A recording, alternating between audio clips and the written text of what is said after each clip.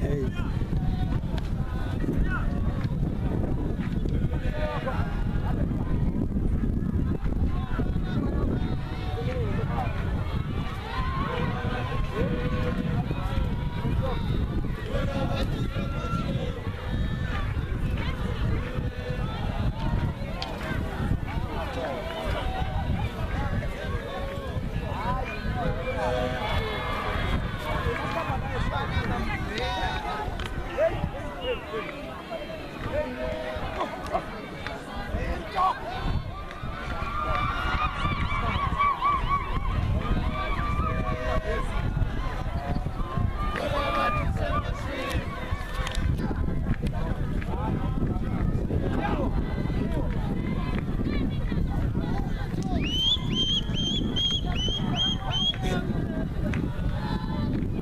Umfana omncane ekhali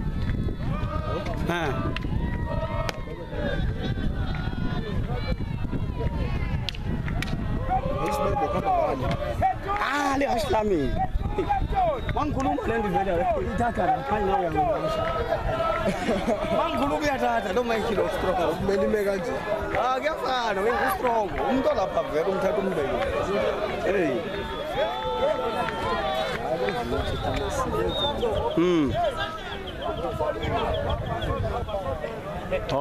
awufuna ukuqodzela iqwana uthi uyamlanza le ntwana hayibo ubuye kanjani uthi akabuye kanjani evumile hawu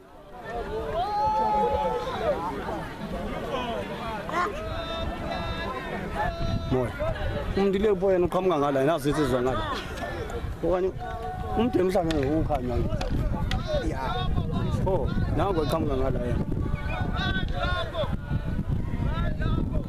moya lena insizwa yale yena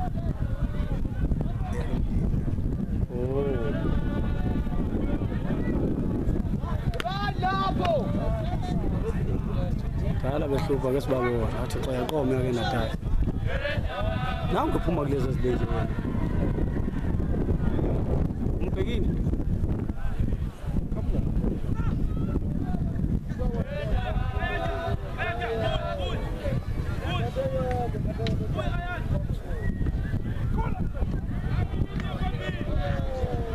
Yambunzi awunje kancane nje baba Wandumbo uthi bo waka Mthokozi mangithi ngifuna ukusho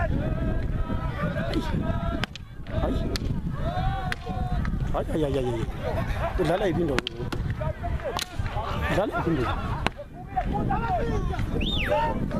hoy ayuba kathi ngene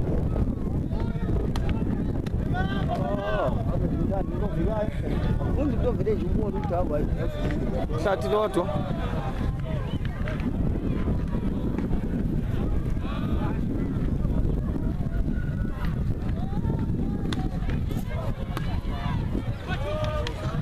moya siziyathathana la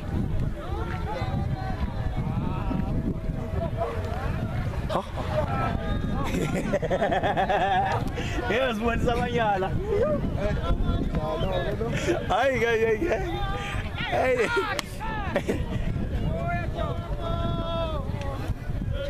Oh, Pashin. Come.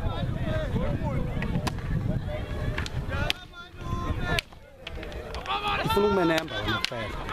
Ifuna ukumenemba.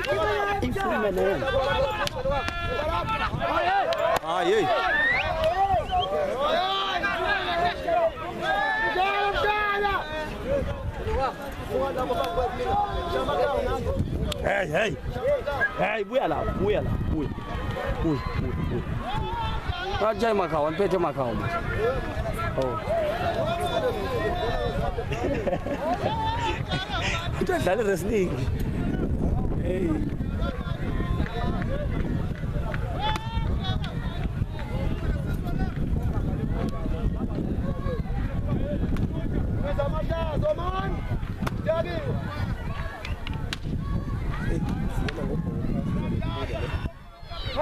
Hey, Baban! Offside! Kwabhaca umuntu wakhe. So kanje. Hey, Baban! Hey, Baban!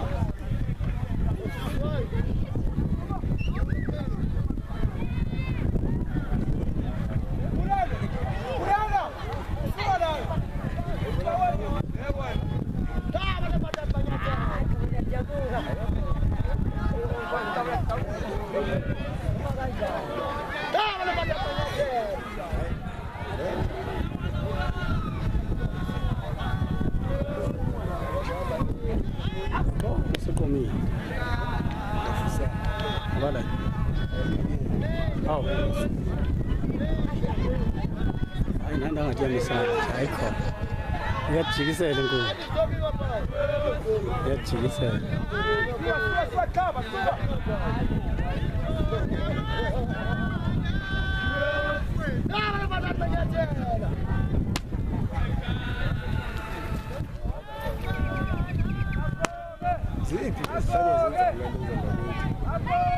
Kuhlanya.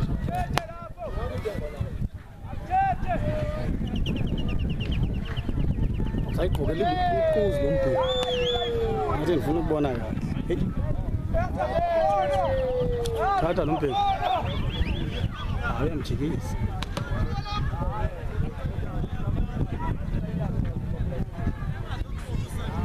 Ungawulandela umuntu womsuzi. Hayi, nawe kwenza ukwenza nemkhulu. Nangu umnye bawujikisana futhi suka la. Ukhamba ngaphi la? Yona wala. Ukwaba uyena bani? Oh yo. Udlala kanjani ngibuza uyakadlalela ke kwethi izenza likhanyeni lo mbheki mangithi ngikutshelile. Ikwele.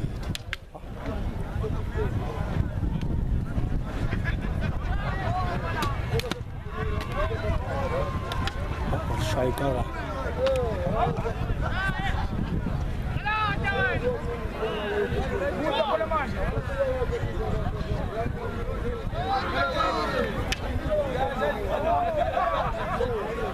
Badlala kanjani abantu bazana? Kwenzeka kanjani umnye ohamba ongena ensizweni zakwenye indawo kodwa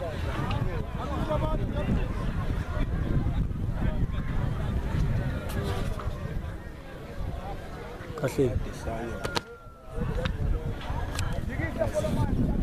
ndibona loo nto.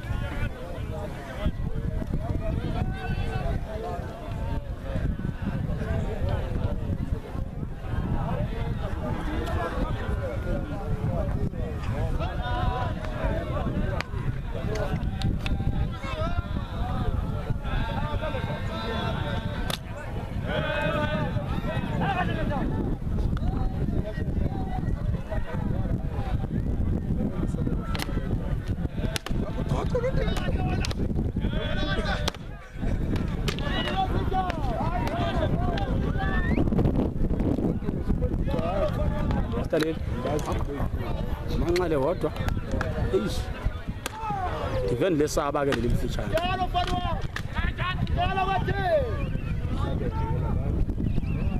ahlabene okay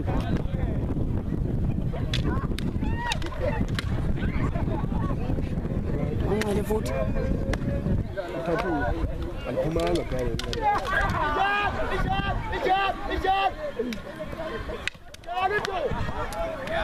Holy.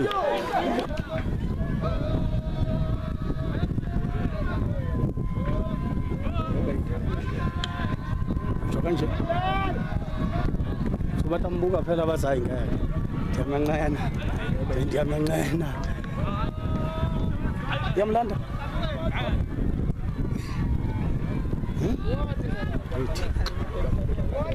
Oh, semsikile.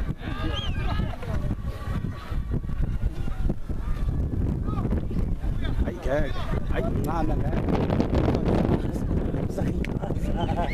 uyambona nje akakujahi hayi phela ukuthatha uza mali bahleni impala lashaya phansi ngoba libheka phela lipha phela kushaya abantu yazi uyambona umuntu osibhekile lwana uyambona udleli akadli ubheka udlela yidi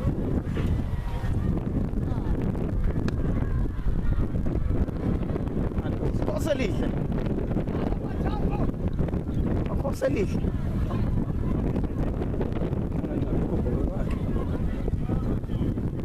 Ubona vele phezulu kuyikhaba. Umqondo phasi. Umlandelani noyo mjikisi. Manje ngathi ngiyangena la ngivele nimanje ngiqale umlukhu wakho ohala. Ngiyakhala kancane kodwa hayi ngeke. Oh uyaphatha vele. Hayi kodwa no. Kamba khona vele. Ngiyakhala hey isikipha ke sivele sibihle kuqala sidayi semanzi. Ngabe khona umnyama nje. Phela kuthi right iqale ngawuvula umdlalo.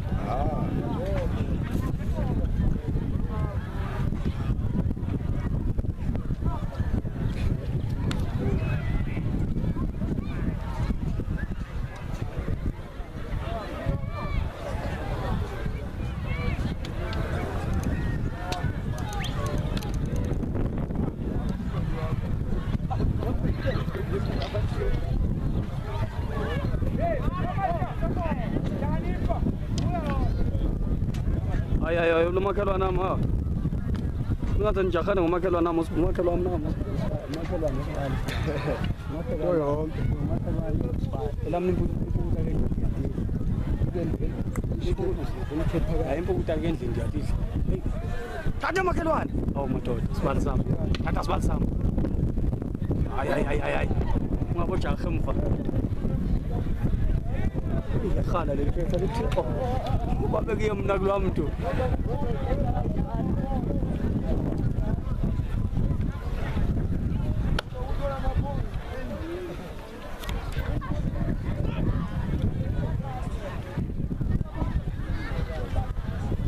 Kufanele banibangale ngejasi manje andifuni nakubaleka kwazonibhazamisa.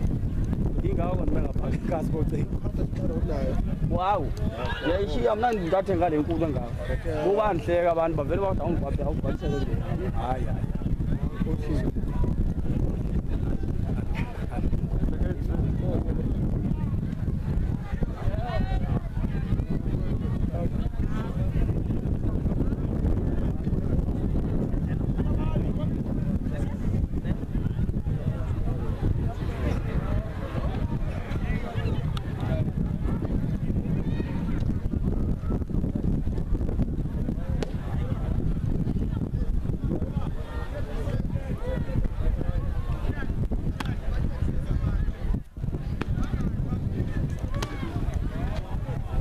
Mzokothi eyucelile umdlalo yakho thu.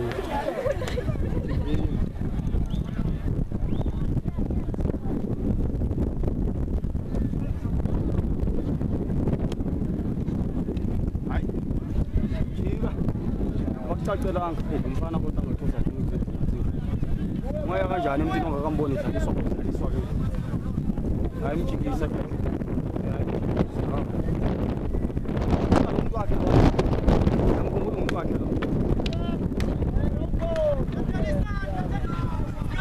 Uvela nje. Thixo, ngiyalikushela abami. La? Nami ngiyadufisela abami.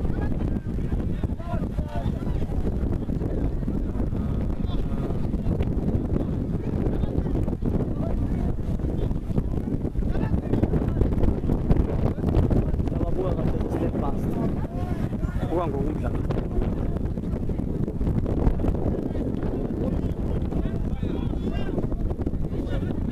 Ungikalele lini? Bekile. Hayi ayikho.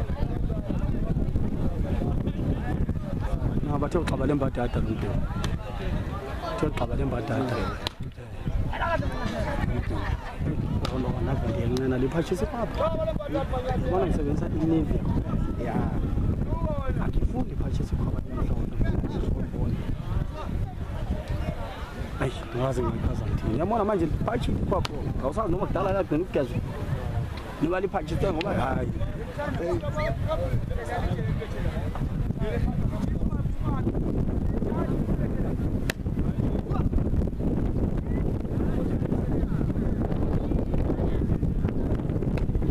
alipanzo vethu xa sisifisa baba sakhe ayiphiselile nje bangalesiya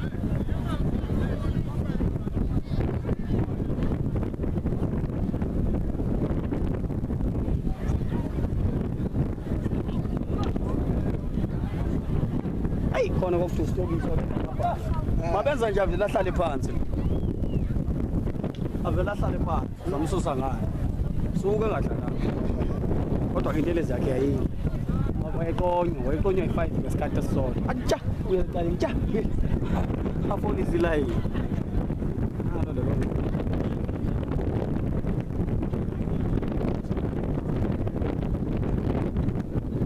bantu awuthole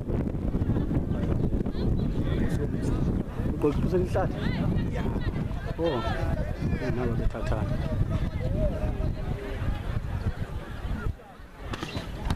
ha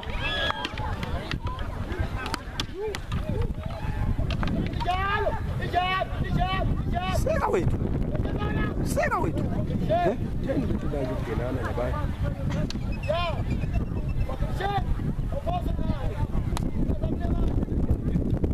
Shia. Akekho mantili. Akamantanga lo.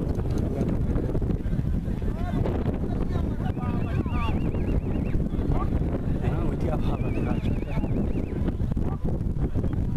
$100 zethembe ukufa nje bayadala Sabalelo kulo uyalata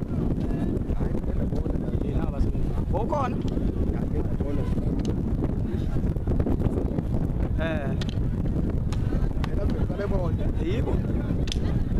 yibo kuqala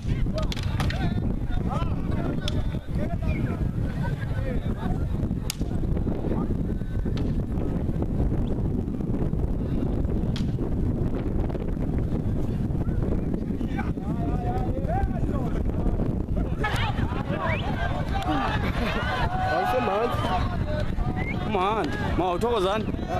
Moy. Sebe. Banjani laba ke emtsheni baqhamuka pha? Uyibhekile futhi? Umtsheni ucasulile usenze nje.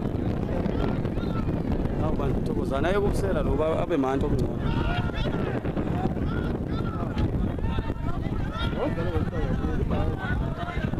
Ukushisa umuntu angakuba.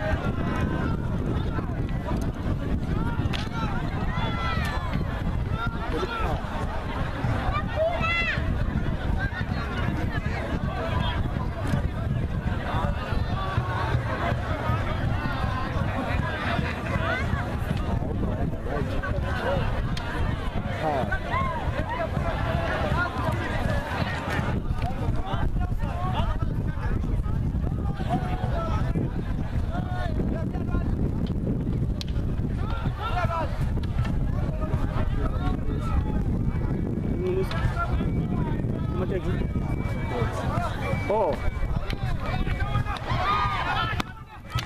Zafunana.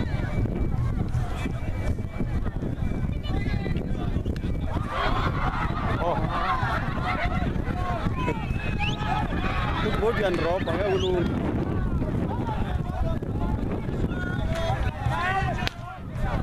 Hayibo, lo mfana uthatha zonke.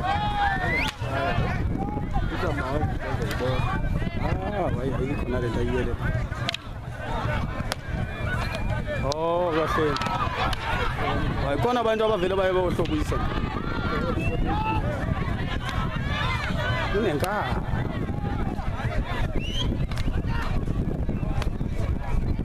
Hayi khona into ayivikayo lo mfana.